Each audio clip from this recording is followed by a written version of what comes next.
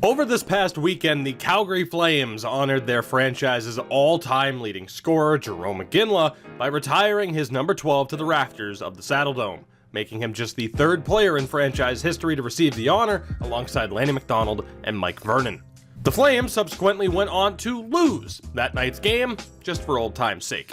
You see, unlike with McDonald and Vernon, the Flames were never able to build a winning team with Iginla at the helm, unless you count 2004, where they were arguably jobbed in Game 6 against the Tampa Bay Lightning before going on to lose Game 7. Sorry, Flames fans, for bringing that up.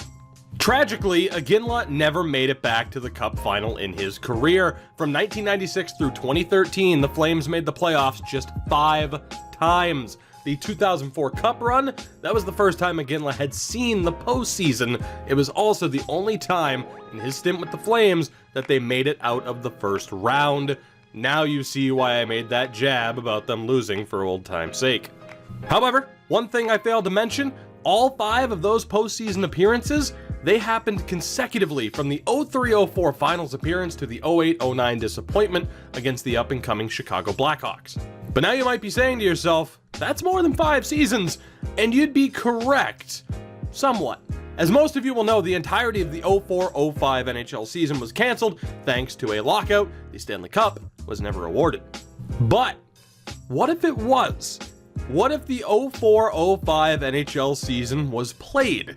Could that have been Calgary's year? Well, thanks to Franchise Hockey Manager 5's historical database, we're about to find out. We are going to take control of the Flames in that lost season, and we are going all out to get Iginla a ring. No rules, no restrictions, just one goal: bring the cup back to Calgary.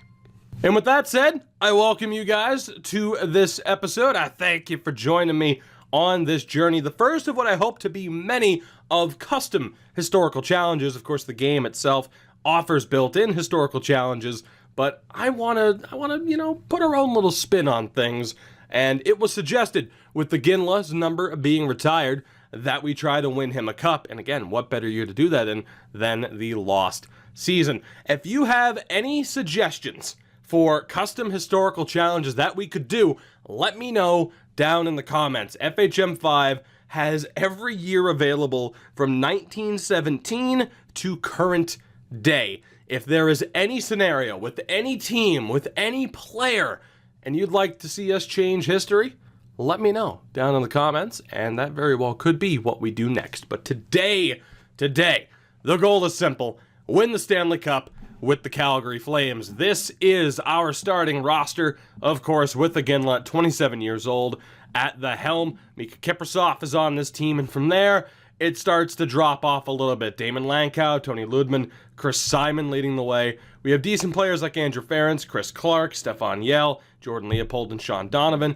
Starts to simmer down a bit with the star and a halves, although Mark Giordano is here, and he is going to be a big part of what we are going to try and pull off. Because while it is July 1st and free agency is going to be a major factor, so is trading. And the one thing to note, I am not going to be allowed to trade draft picks in this video. So it is going to be player for player across the board. It definitely limits what I'm going to be able to do trading wise, because draft picks in this game always have a ton of value. I shouldn't say always. There are some examples in certain years where that's not really the case, but for the most part, draft picks are extremely valuable. So when we look at this team, again, the majority of players will be on the way out. I can guarantee you someone like Mark Giordano will be used to make a move happen. The big thing to note here as we look at the free agent class, there is no salary cap, but there is a limit on what we can spend. We have $11.5 million to work with. And when you look at what players like Jarome Iginla get paid, there really isn't that much wiggle room to make this team that much better. We're going to be able to bring in maybe 1 or 2 more impact players, but aside from that, we need to find cheaper options that can fill out this roster and help us make something happen. So as we again look at the free agent list, there are some tremendous players that we could bring in. Marian Hossa, of course, at 25 years old. Again, I believe in real life he ends up signing with Atlanta. Vinny LeCavalier, who just beat, it was a part of the team, the Tampa team that just beat us in the Stanley Cup final, is there. Mario Lemieux at 38 years old is there. Dion Phaneuf, I will mention, is an unsigned prospect of ours. We have Phaneuf, David Vander Gulik, Eric Nystrom, Chris Chuko, Adam Cracknell, Dustin Boyd, Aki Saitsonen, which is a hell of a name, and Jamie Tardif are all unsigned. So Dion Phaneuf we don't have to worry about. We have the ability to trade him or sign him, but seeing as he is our second best defenseman, more than likely he'll end up staying.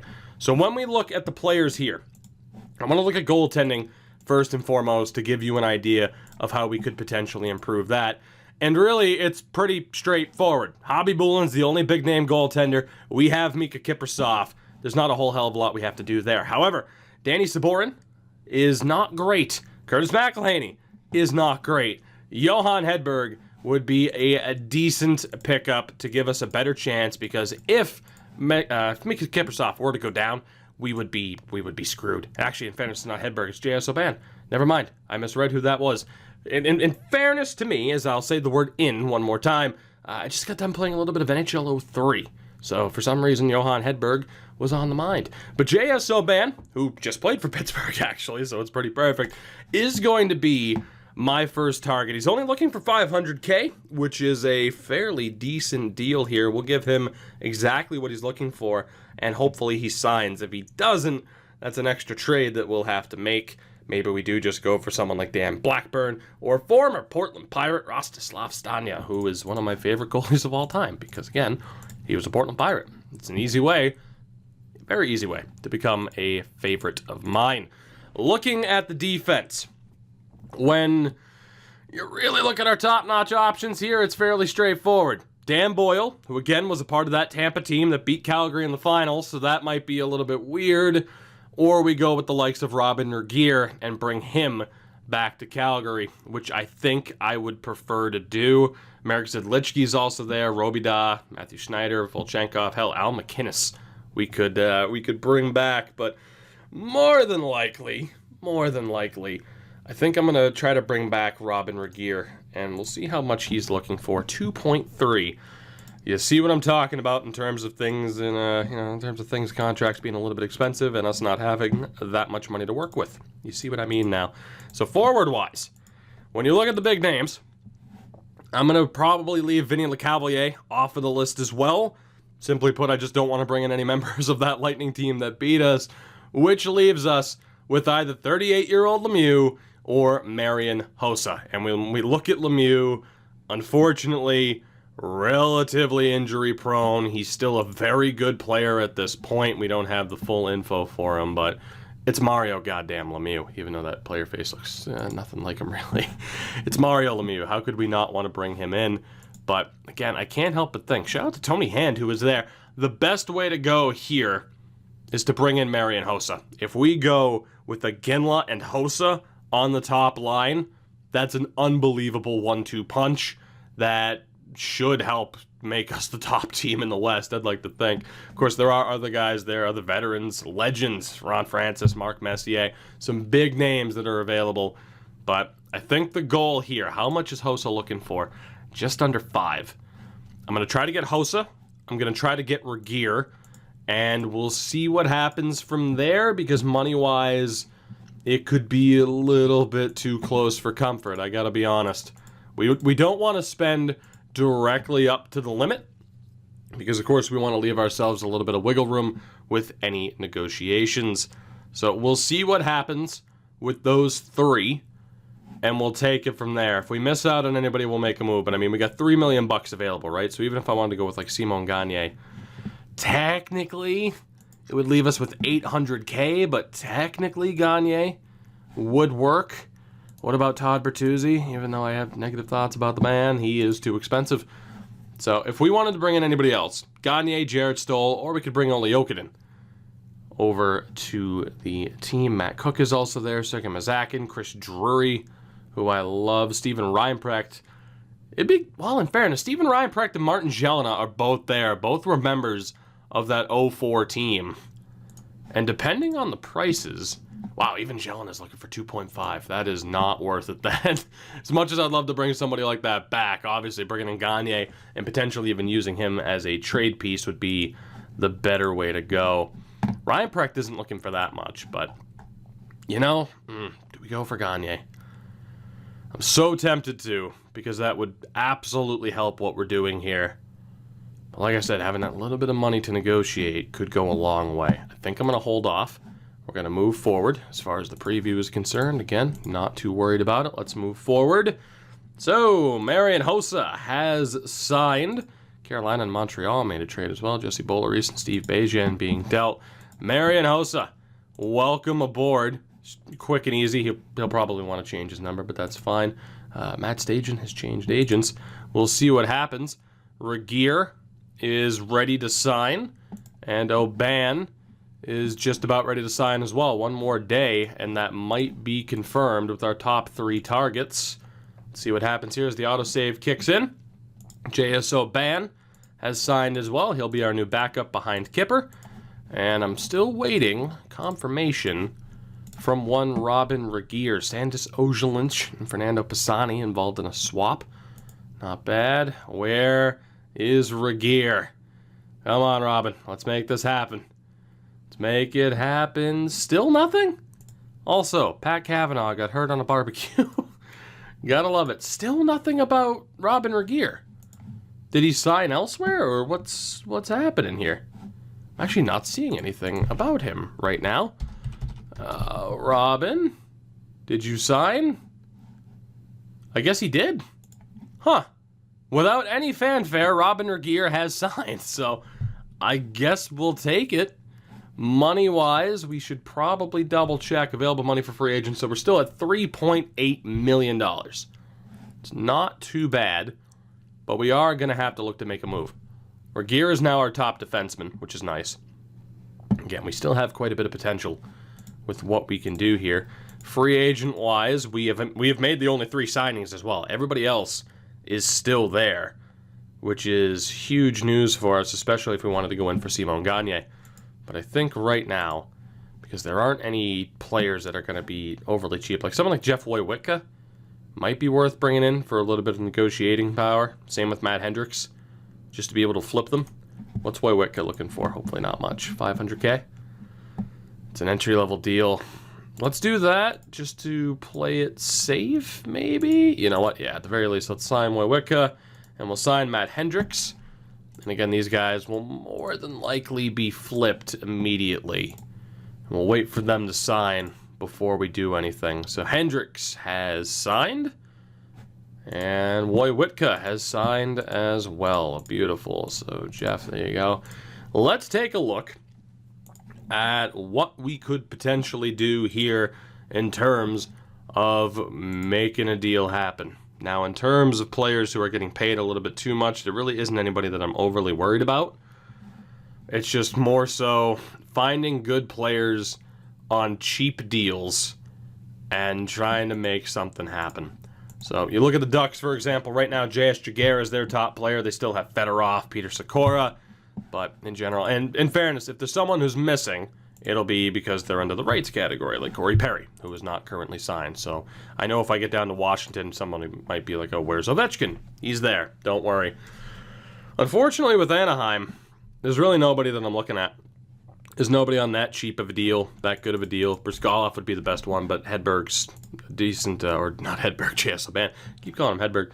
Oban is a decent guy for the price. Kari Lehtonen as well, making under 1.3, but we don't need a goaltender. Boston with Thornton, a very inexpensive Patrice Bergeron. And that is the type of move that we're talking about. They still have Ray Croft, Glenn Murray. God, I love that team.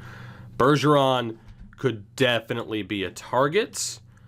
Ryan Miller, obviously we have Kipper, so we're good on that front. Carolina with a relatively cheap Eric Stahl as well. I wouldn't be surprised. Not actually, as a matter of fact, I know someone like Rick Nash is going to pop up. Chicago, not looking that great. They have some decent potential with Keith Crawford, but it's, this is the real low time for the Chicago Blackhawks. Let's take a look. Colorado. Nobody that I'd want to go for, but Sakic, Solani, Correa, Blake, Hayduk. Amazing team. At least at one point. Most of them past their primes at that point in time, if not all of them. Columbus. Indeed, a very cheap Rick Nash. Now, Hossa could play center. All I can think of is Nash, Hossa, and Jarome Iginla. I gotta be honest, I'm kind of intrigued at going for Rick Nash right now, because with how much he was making, he makes the same as Mark Giordano. We move Gio to get Rick Nash. They'll accept that outright, which is huge. And if I can tack on some of our nothing players, just to free up a little bit of money, that'd be perfect. Absolutely perfect. Just to tack on some of these guys rather than buying them out. Even if it's just Sabourin and German, we'd be fine. Again, there aren't any draft picks to add, but I think swapping Rick Nash, who's of course more ready than Giordano, that would be a huge get for us. And now you see what I mean by no restrictions. We're going for it. Obviously, if you're the Blue Jackets, are you going to trade Rick Nash in the summer of 2004? I would hope not. They accepted. So again, we are all in. Mark Giordano, Danny Sabourin, and Carson Germain to the Columbus Blue Jackets for Rick Nash. I'm excited because right now, again, it's Nash, Hossa, Iginla, and if we look at the team in general, Kipper's there, again, Regier, Langkow, we're already looking that much better. And in terms of the money situation, we are still at $3.6 million available for free agents, so we have a little bit of room to work with. As far as other trade options are concerned, not sure who else we'd want to get rid of. Again, someone with half-decent potential, someone like a Brandon Prust, who has 2.5 star. Only making $300K, though. Let's see, someone like a David Moss.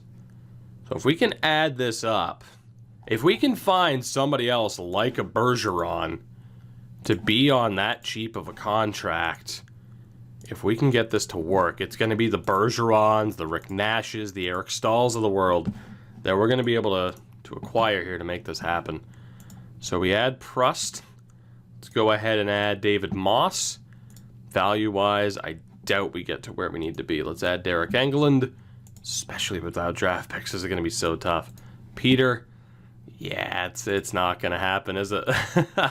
We're not going to get close enough. So someone like a Bergeron is not an accurate target right now with us not having draft picks. We'll keep that in mind. Bergeron was what, 3.5 star? Yeah, he is. You know, I'm going to go down to the bottom of the list. I'm going to go to Washington. Do you have anybody? Those two, Zupas and Halpern, are getting paid a little bit too much. And again, if we go to the rights, there is Ovechkin, currently unsigned. I might as well try. There's no reason as to why we wouldn't. Again, I think I'm going to sign Dion Phaneuf. So let's take a look here at Prust. Hardly likely that they'll accept. I would hope so. What about David Moss? Can we get close enough to make this happen? Wojciechowski, yeah, I mean, that's not going to happen. Or at the shot. Again, let's try to find the players that we need. Of course, this also gives you, I can't speak. This gives you guys an opportunity to see what these teams are looking like at this point. Ryan Kessler, 3-star, 5-star potential though, and that's where it could be a little bit too expensive for us. And there's also someone like a Brian Allen. You know what? Kessler should be the next target. I think because of the 5-star potential, he is not going to be obtainable, unfortunately. I doubt we get anywhere close, but you know what? Due diligence. Yep, someone with 5-star potential. That's just not going to happen. Toronto. Who do you have for us? Hopefully somebody. Alex Steen, 2.5 star. 3-star total for potential. Alex Steen is the type of guy we could look to pick up on a cheap enough deal, but still a good enough player to make something happen. So we'll remember that with the Leafs. And in fairness, I probably will take a look at other options in terms of who hasn't been signed yet. Freddie Modine at 2-star, not a bad player. Let's see, Barrett Jackman. I believe somewhat fresh off of a Calder win. We could use another defenseman. Barrett Jackman would be a great addition to make that happen. Prust can't really get us that close enough. Like I said, we are going to be extremely limited without these draft picks. We get it to well balanced. What about Wojciechowski? And we need to hope that this next one goes through with Peter. It did not. We might be able to swing this in our favor by being willing to take some of their garbage. There we go. So if we take back Reinhard Divis, we might be able to get this to work. We give up a lot of prospects, but we do bring in Barrett Jackman, who would improve that defense. Let's see if that goes through. Rick Nash gets number 61. No problem, and St. Louis accepts. So it's a decent amount to give up if we were playing this long term, but we are not. Barrett Jackman, welcome to Calgary. And just like that, Jackman, Robin Regeer, Ludman, Phaneuf, Ferentz, and Jordan Leopold. Not a bad defense with Rhett Warner and Steve Monador as the healthy scratches. The offense isn't quite where I'd want it to be. I do need to go out and sign Dion Phaneuf. And this will obviously eat into what we have for available money. I gotta wait for Phaneuf to accept that. Barrett Jackman. You're not going to get your number. You can wear number 52 for the moment. Let's get confirmation that Dion has signed. And he has. So double Dion, welcome aboard. And if we take a look at how the AI would set up our roster right now, it actually has Iginla at center. Nash, Iginla, Hossa, Simon, Lankow, Clark, Nieminen, Yell, and Donovan, Nilsson, Lombardi, Kobasu. Defensive Jackman, Ludman, Regeer, Phaneuf, Ferentz, and Warner. It's not bad. That is not bad at all. Getting someone a little bit better, like Ville Nieminen's a 1-star. So is Matt Lombardi at this point. Hendricks is on the roster. We could still use a little bit more help as far as forwards are concerned. We only have $2.3 million to spend. So I think we'll try to exhaust all trade options first before we look at the free agent list. And then beyond that, we'll double check as to whether or not there's really anything else to do. So I'm going to try to get rid of all these guys. Unfortunately, the easy thing to do with draft picks is to, of course, move these guys and get back first-round picks in return, then use those first-round picks and just continue to flip assets. It's not looking too good on that front. So Hendricks, Richie Regeer, and Matt Lombardi are all on the roster. Those will be the next guys that we look to move. Francois Beauchemin is the top player right now. I think we need the forward help a little bit more, though. I'm going to look for somebody 3-star ability or better that's relatively cheap. Nobody there on Dallas that I want. Detroit, of course, is stupidly stacked. Unfortunately, someone like Cronwall is going to be a bit too difficult to get, being 5-star potential. So we take a look there. Edmonton, nobody I really want. Rafi Torres would have been the ideal target. Jay Bouwmeester, 5-star, 5-star. FHM feeling Jay Bouwmeester at this point. Stephen Weiss, 2.5-star, 3.5-star potential. Not quite a perfect fit for this roster. Again, we're going to try to find 3-star or better that happen to be on a half-decent contract. Is there that perfect fit for us without them having too high of a potential either, because obviously that makes them a little bit more difficult to get. Rick DiPietro, 3.5-star, huh? So much for that. All right, so 3-star here. Feder Tootin, still not quite what we're looking for. Ottawa, Dominic Hasek's on a really cheap deal right now. Chris Phillips, no perfect match there. Philadelphia, they're in a rough spot at this point. Jason Chimera of the Phoenix Coyotes. That is exactly the type of player that I'm looking for. And aside from that, Steen might be the next best bet, and probably will be someone I look to target. Yeah, I think we go for Chimera, and then I look at someone like Alex Steen. So let's go back and talk to Phoenix. I'm allowed to say Phoenix because that's what they were at the time. We'll talk to them about one Jason Chimera. So let's see. Let's go for the Hendricks deal. The Regeer deal. It's already gotten it to well-balanced. Not bad. Let's go for Lombardi, even though he's on the roster. We should be able to sign someone better for him for cheap, I'd like to think. Nobody else there. I'm going to have to go into the rights that we have. Let's go for Tardif and Chuko. Not enough. Hopefully, adding in a bit of a scrub will help us. Let's go for Aaron Gabby or Doug Dowell. Former Bruin Doug Dowell. Not enough. What if we go for Gabby as well? Gavy Gavy. Is that enough? Perfect. So hopefully that goes through and we can pick up Jason Chimera. Getting Alex Steen will probably be a little bit too much, but Jason Chimera is going to be acquired, and we'll see what the roster's shaping up to be now. Chimera instantly goes to the second line. Chuck Kobasu still in there on the fourth line. We're looking pretty good. We're looking really good. The question is, money-wise, $1 million to spend. I think we have pretty much exhausted all of our options. There really isn't going to be anybody that we can get rid of. Like, a Vilniemi is the best we can look to get rid of, but he's still making $400K. Like, we're not going to save that much money. I think the squad we have is about as good as it's going to get. I'm going to look for a half-decent free agent, but we've already improved the defense with the acquisition of Jackman, re-signing Regier, and signing Phaneuf to his ELC. Big free agent get of Marian Hossa. We then sign or trade for Rick Nash and Jason Chimera. Is that enough to put us into the pole position here of being the favorites to win?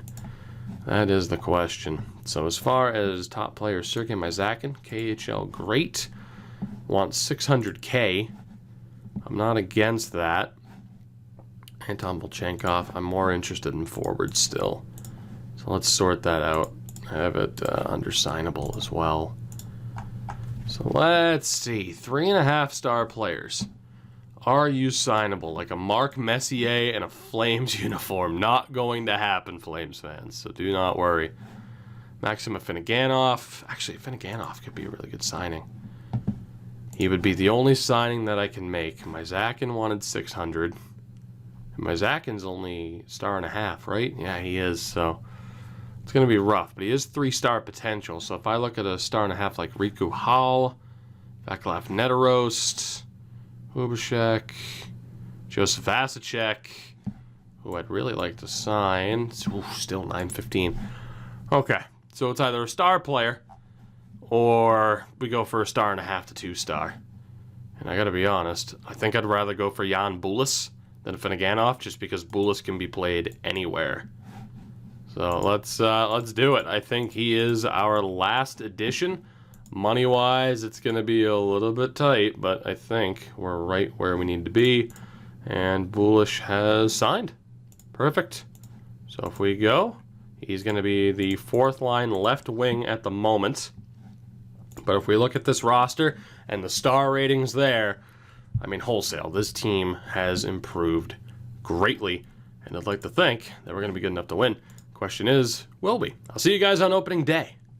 In fairness, worth jumping in to point this out. Mario Lemieux's gone to Phoenix, Simon Gagne to Washington, Vinny Lecavalier to Vancouver, Todd Bertuzzi to the New York Rangers. Mario Lemieux as a Phoenix Coyote. Better yet, the Bruins have traded Andrew Raycroft and Chris Versteeg for Ray Whitney and Nathan Robinson. As if the trades weren't enough, it's time for this fantasy scenario to truly begin. The season preview is up for this season. In terms of cup favorites, we have Detroit, led by Nick Lidstrom, the Colorado Avalanche, and the Calgary Flames. So a rough sign, though, that the 3 top teams they mention, all in the Western Conference. Martin Brodeur expected to potentially get New Jersey into the playoffs. Top goal scorers or top point getters in general expected to be Yager, Datsuk, and Joe Thornton. Top defensemen, Lidstrom, Chara, and Pronger. Top goaltenders, though, Brodeur, Roberto Luongo, and Kipper. So we are expected to do quite well. Connor Walchuk traded for Henrik Telander, by the way. Henrik Telander. Again, nothing has changed with this roster. Hossa, Nash, Iginla, Kiprusoff, are they good enough to lead this team to success? Time will tell. I am going to be simming quite a bit here, though. I'll update you when it makes sense to. Let's get cracking, though, on the sim. Can we get Jarome Iginla a cup? One can only hope. And for the record this year, you have Ferentz, Ludman, and Iginla still leading the way in terms of captaincy. Sunday, January 2nd, 2005, the Calgary Flames sit at 25-11-2 on the season, currently in second place in the Western Conference behind the Detroit Red Wings, who are going to more than likely be our biggest competitors in terms of making it out of the West. As you can look at the standings, the New Jersey Devils on top of the Atlantic, Montreal on top of the Northeast. In the Southeast, the Atlanta Thrashers, who are still a thing, of course, are there. Detroit on top of the Central. We are currently on top of the Northwest, only by a point, though, and Colorado has a game at hand. But aside from that, it's not even close. Vancouver, Edmonton, Minnesota, all terrible. So it's going to be very difficult for us to not make the playoffs, I'd say, with that weak of a division. But Colorado is going to give us a little bit of trouble. And then the Lemieux-led Coyotes are up there as well. As far as the roster is concerned as well, point leader right now is Rick Nash. Iginla also up there. We've had some players like Jason Chimera miss a couple of games. And that's actually it. We've had some players who have been bumped up, but nothing too crazy. Nash with 18 goals, 44 points, leading the way. We're closing in on deadline day. Still don't think there's a whole hell of a lot we're going to be able to do. We have $460 grand in terms of free space to work with. That is absolutely limiting what we can do. And unfortunately, I'm having to join you a little bit sooner than I wanted to. Tony Ludman, out for 1 to 2 months with a fractured rib, a fairly big injury. Rhett Warner gets the call. We'll see what he can do, filling in Dion Phaneuf up to that top pairing due to a fairly major injury.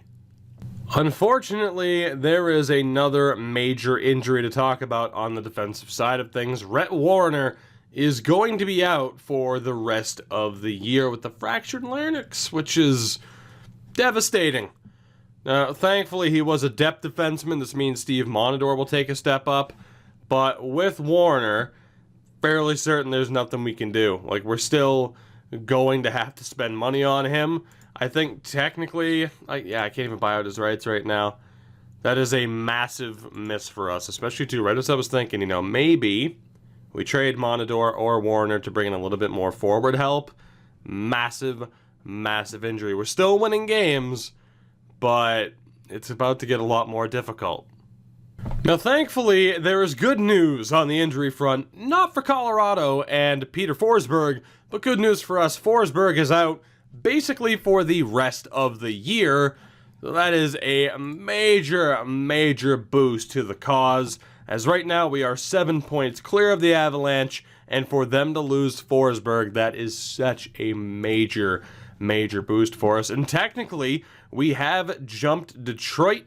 They can get back at least close to the point pace. We are on a 2-point better point pace right now. And in general, we are the second best team in the league behind the New Jersey Devils, who are 42-5-4, which is absolutely ridiculous. Just so stupidly ridiculous, as Jason Chimera picks up an injury, and we'll see for how long. The injury bug has been biting pretty hard here.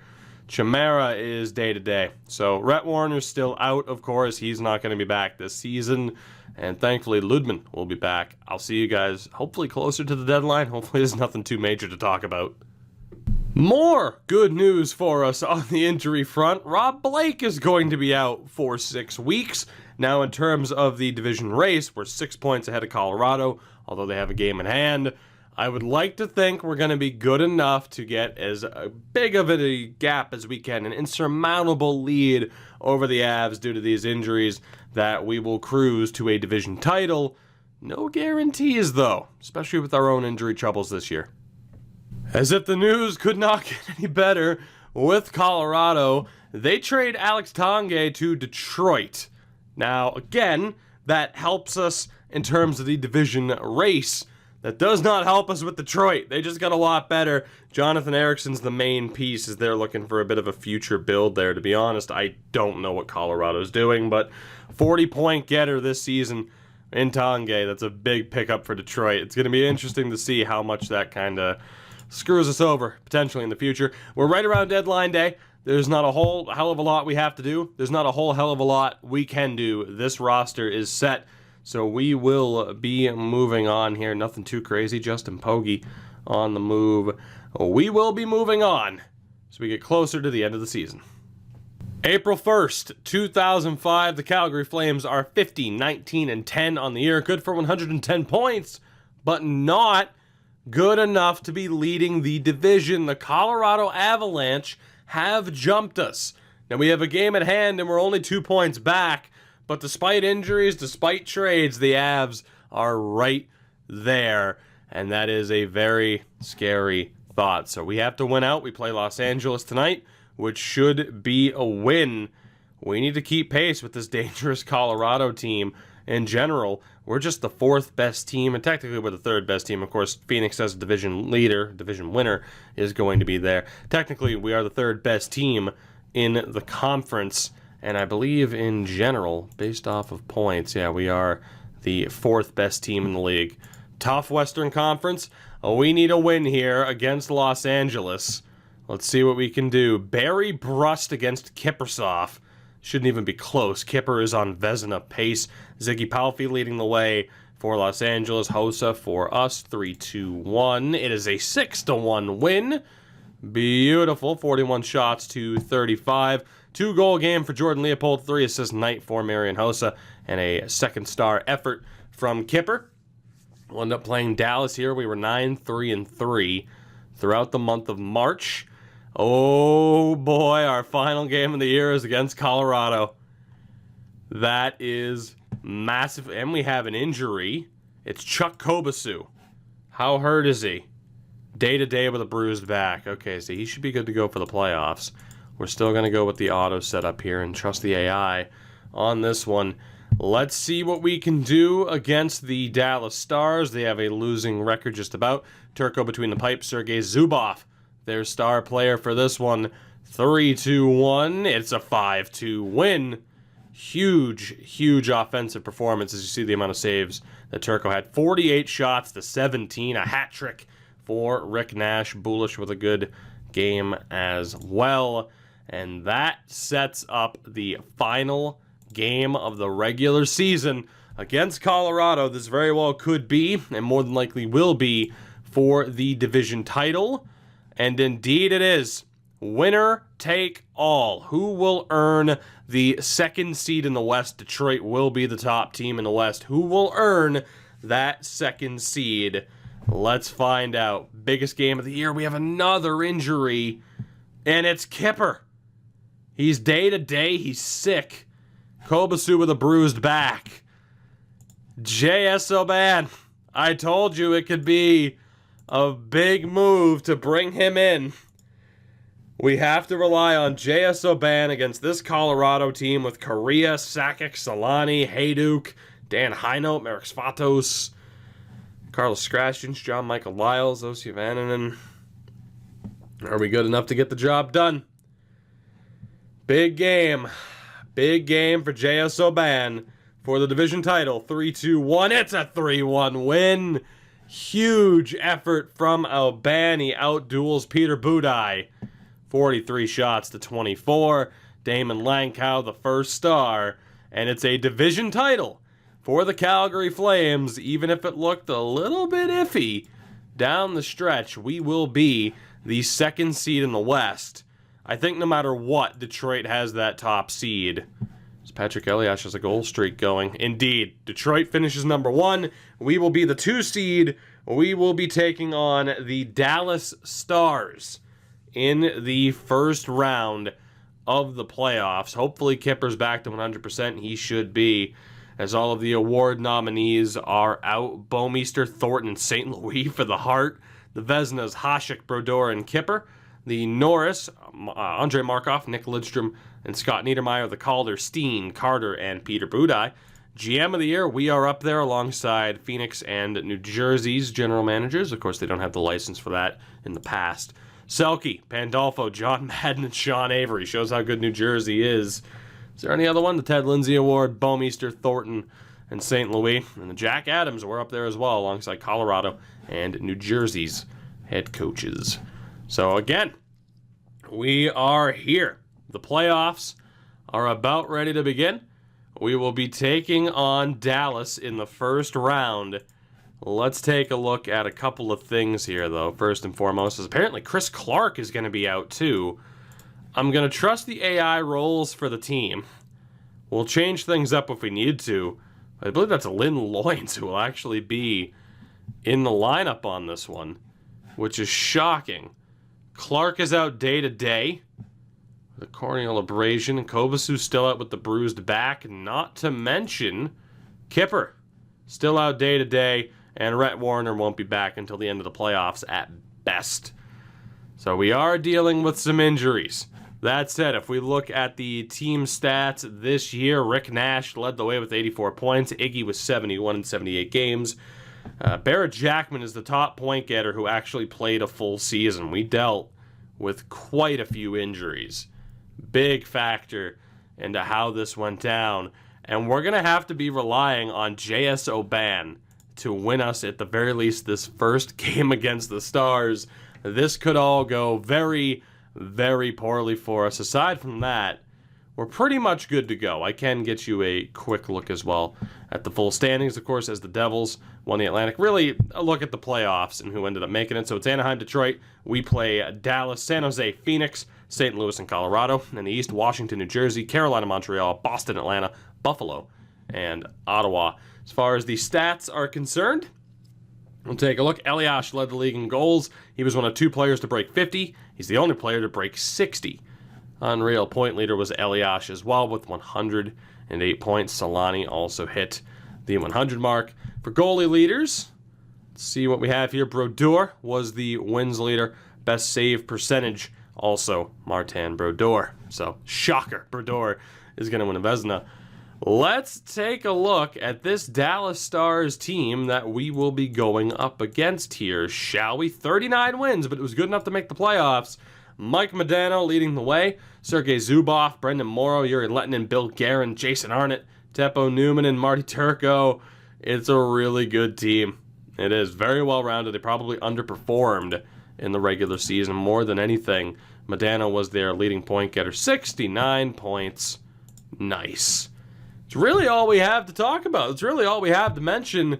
We have arrived at the main event of this video. It is playoff time for the Flames. Second seed in the West. Can we get the job done in the playoffs? Can we get Jarome Iginla a Stanley Cup? Let's find out. Their lineup again, Morrow, Modano, Lettinen leading the way. Between the pipes, it is Marty Turco. We will be relying on J.S. Oban, which is super scary. And you know what? I need to make sure that he's the guy. He should be. I, again, need to triple check. Good. Let's do this. It is Turco against Oban, Modano against Hossa, Iginla, and company. Unless it's a Stanley Cup game, I'm probably just going to sim rather than play, quote-unquote play. Of course, it's just a play-by-play more than anything, not even Football Manager style. So the score will appear up here in the top left-hand corner before anything else. Game 1 against Dallas. We were 3-1. Yeah, 3-1 against them in the regular season. So hope we can do the same thing. Game 1, Oban, can you get the job done? 3-2-1. Oof. 4-1 loss. Huge win for Dallas, being able to take advantage of the injuries that we had. Matthias Jarnqvist led the way. Brendan Morrow, Steve Ott both had good games as well. And without Mika Kiprusoff, we are a different looking team, but thank God Kipper is back. That is exactly what we need after dropping a brutal game 1. Now the question is, he might actually still be on the DL. Is he back officially? We're still without him. He's still on the DL. Kipper is in purgatory right now. I don't know for how long. Please tell me I can activate you. Oh, God. All right. We have to do this without Kiprusoff. Game 2, Oban and Turco. Can we get a win and tie up this series? Yes, we can. 4-3. Barely getting the job done. Rick Nash also potentially going to be listed as day-to-day. But we did well. 2 goals in the first period. Sean Donovan and Marian Hossa. Langkow made it 3-0. They battle back. Modano makes it 3-1. Ott makes it 3-2. Jan Bulish makes it 4-2. And Modano gets one with a few minutes remaining. But it was not enough. So a 4-3 victory in Game 2. And Rick Nash is going to be considered day-to-day with that torn fingernail. And injuries right now are really putting us at risk of falling short of our full potential here. Nash is going to play. Kiprusoff cannot. It's game 3 as the series shifts to Dallas. Let's do this. JSO Ban, can you get the job done? 3, 2, 1. 8-1. The Flames light up Marty Turco, and we take a 2-1 series lead in the process. 40 shots to 29. 4-point game for Chimera. A hat trick of assists for Jordan Leopold. Andy Ferentz gets the first goal. Stefan Yell makes it 2. Dallas gets one back with Lettinen. Hossa makes it 3-1, and we never looked back. Second period, Nilsson, Chimera, and Iginla. Third period, Hossa and Yell. A statement victory for the Calgary Flames. And with players coming back from injury sooner rather than later, we are in a very, very good spot. Arguably the best spot we could hope to be in, despite it only being a 2-1 series lead.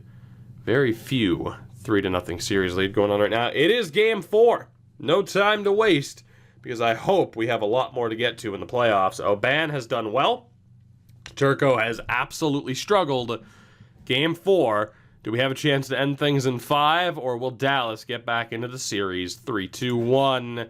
4-3 is your final, and it's a 3-1 series lead for Jarome Iginla and the Flames. 2 goals for Leopold, letting him put up a fight. Iggy himself with 2 points. It was a decent start for the Stars. Lettinen and Morrow. Rick Nash gets his first goal of the postseason to bring us back within 1. Jordan Leopold ties it. And in the third period, Leopold and then Jarome Iginla, who ended up with the game-winning goal. Numanen gets one back late, with just 38 seconds to go. It was not enough. We have a 3-1 series lead. Mika Kiprusoff is on the way back, and man, aren't I happy with what JSO Ban has done for us. A huge moment for him to step up the way he did. Chris Clark is also going to be back to 100% for this next game, which is tremendous. Good news all around. Rick Nash is 100%. Clark is nearly 100%. We'll actually go with that setup. The game still wants to start Oban because he's been doing so well, but it will be Kipper here in Game 5. I need to make sure indeed that is the case. Kipper, welcome to the postseason. Can you close out the Dallas Stars in Game 5? Yes, you can. Another 4-3 victory. And the Flames are moving on. We dispatch of the Stars in just 5 games. 35 shots to 20. UC Jokinen gets the opening goal. Iginla was able to tie it. From there, Damon Langkow and Barrett Jackman make it 3-1. Bill Guerin gets the Stars back. Madonna tied it. But in the third period, 7:22 in, Jason Chimera on the power play gets the game-winning goal and the series-clinching goal. 2 assists for Yale. Barrett Jackman with a decent game as well. Kipper gets the win in his first game of the postseason. And now we await our opponents in the second round. And it is the Anaheim Ducks. The Ducks pulling off the upset. The 8 seed beats the 1 seed in 7. If that is not the opening that we needed to get to the Cup final, I don't know what is. With Detroit falling to Anaheim, it seems like destiny that it's going to be us against Colorado in the next round and potentially even us against New Jersey in the final. We can't exactly overlook Anaheim, but that is a massive turn of events for us. Absolutely huge. Let's see what's going on with the Ducks. This is their roster. J.S. Jaguar at the helm, of course. Then the likes of Fedorov, McDonald, Sikora, Corey Perry at 19 years old, Sammy Paulson. It's still a decent team. There's quite a bit of name value there. In terms of the regular season, Andy McDonald put up 85 points this year. Sikora was nearly point a game as well. And in the playoffs thus far, McDonald has been great, as has Sikora. It'll be a big question of what we are capable of. As I want to take a look at the goalie stats here, it is a .922 save percentage for Jiggy.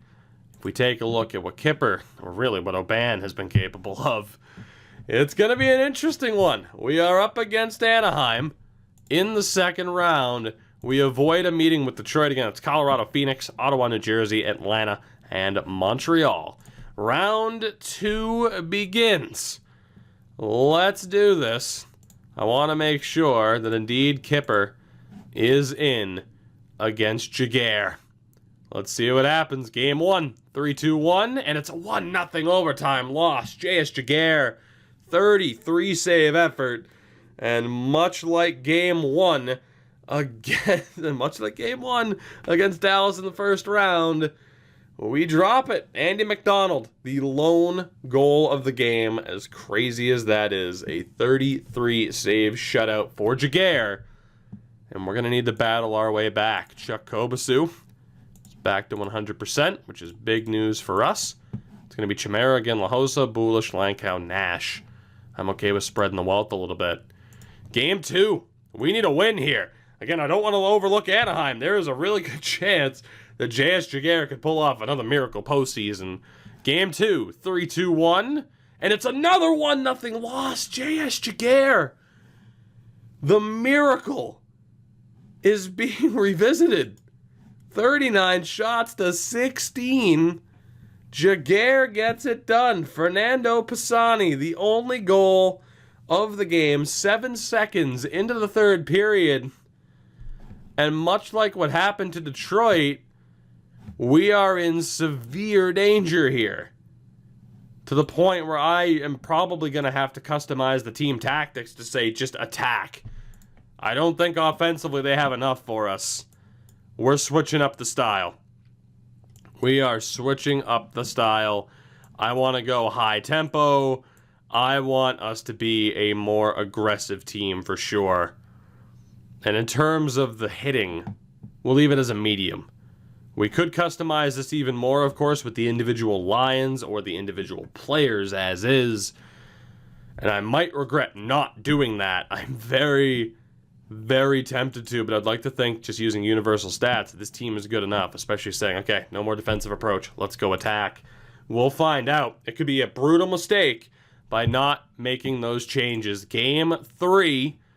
Can we find a way to solve Jaguar? 3-2-1. No, we cannot. Well, technically we can. 3-2 victory for the Ducks. They have a 3-0 series lead. We break out of our shell to try and get to Jaguar, and in the process we give up 3 goals.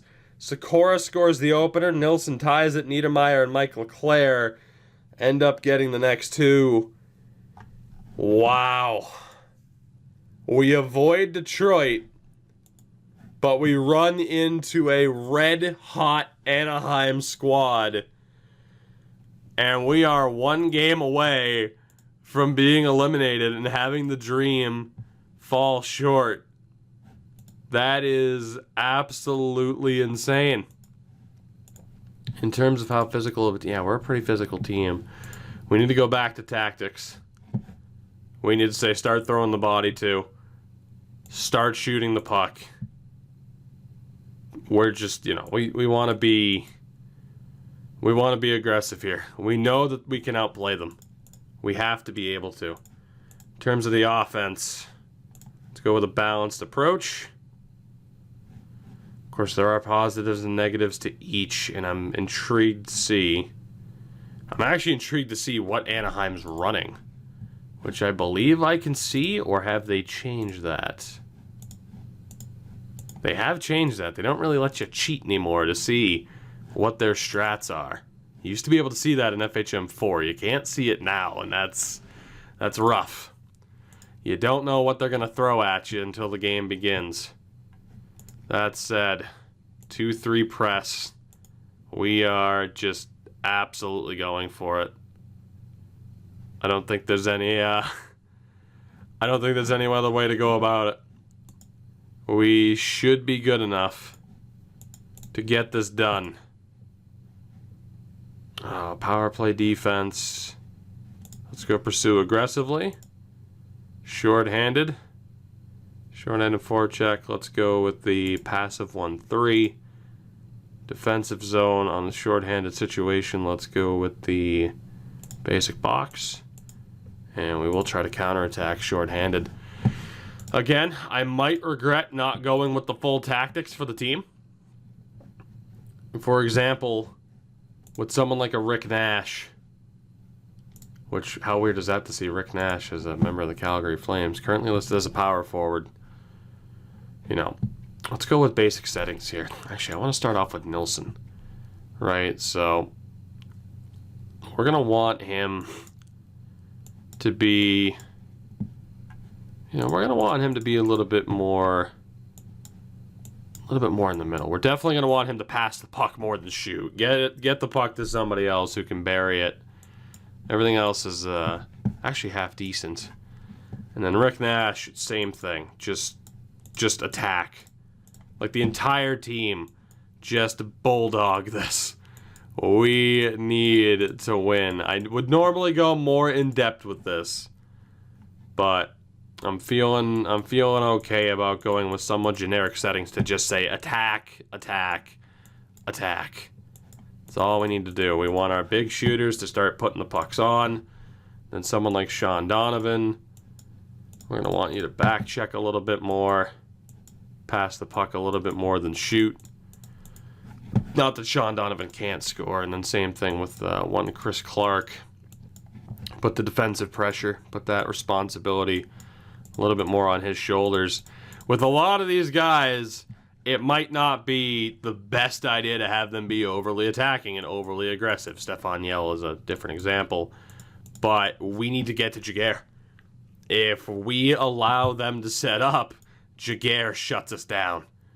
So we'll see what happens with this setup here. Let's go for one Damon Langkow as well, set up as a playmaker, which is fine.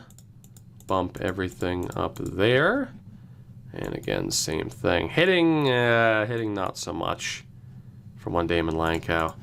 In fairness, let me double check this. Yellow's an aggressive forechecker. Clark's a grinder. Donovan's a back checker. Nilsson's a counterattacker. So yeah, we're good on that front. Jarome, all out, buddy. All out. If anyone's going to be shooting the puck, it's got to be you. We need to just, again, go all out offense and assault this team like only we can. We have a lot of aggressive players. We have a lot of strong attackers, some superstars, really, on this team. We should be able to get this done. I'm only going to assign Kobasu, Chimera, and Bullish at this point. So again, everybody, grind, attack, be aggressive as hell. Let's make something happen. We got to keep the dream alive. You don't know it, but you're not even supposed to be here. This isn't supposed to be happening. It's a second chance that in real life you never got. And of course, there was also some crazy trades involved, but we don't have to talk about those. You got to make the best of it. We're down 3-0 to the Ducks. This is it. Mom's spaghetti. This is it. Game 4 against the Ducks. Are all of those changes for naught? Can we get back into it? 3, 2, 1. The Anaheim Mighty Ducks. J.S. Jaguar. They have swept the Calgary Flames. It was just not meant to be. We do end up making it out of the second round, or out of the first round, and to the second round. Tragic. Absolutely tragic. The Anaheim Ducks advance to the conference final. I said we couldn't overlook them, and it almost feels like we did. I want to see what happens in terms of who ends up winning the Stanley Cup here. It's Colorado and Anaheim, New Jersey. I mean, I feel like we're destined for a rematch of the 0-1 final between Colorado and New Jersey, or we get a rematch of the 0-3 final between Anaheim and New Jersey. Do we have an announcement? The Colorado Avalanche have beaten the Montreal Canadiens in 5 games after beating Anaheim in 5 games. They win the Stanley Cup in the summer of 2005. no matter what we did, it was not enough. Joe Sakic, Teemu Selanne, Paul Kariya, Rob Blake, Milan Hajduk, Adam Foote, Peter Budaj. They were that much better. And unfortunately, Jarome, I couldn't help you. Future Hockey Hall of Famer, no doubt. But the one thing that was missing, we could not bring. We have failed this challenge. Tough pill to swallow, but we have failed this challenge. What I hope to be the first challenge of many where we could sit here and talk about why we failed. We just couldn't solve JS Giguère. But damn it, we tried. Thank you guys for watching this video. I do appreciate it. Like I said, let me know down in the comments what scenario you'd like to see me revisit. Whether or not it be a certain year with a certain team or focusing on a certain player. Let me know if it's, hey, win the Stanley Cup with Ray Bourque instead of trading him to Colorado. If it's, I can't even think of another great example here. I'm thinking because there are far too many. Win a cup with the Thrashers before they move. Win the cup with the Atlanta Flames before they move. Win the cup with the Minnesota North Stars before they move. Win a cup for this player who never won it. There are so many possibilities. Again, we have until, we have between 1917 and current day. Let me know down in the comments. I will choose one that I think would be the most interesting, and we'll get to that at some point in the near future. Thank you guys again for watching. If you're not familiar with the channel, check everything out. If you are familiar with the channel, then you know the deal. Support the videos, support it. I love you. I'll see you in the next one. And Jarome, I'm sorry. I'm so sorry.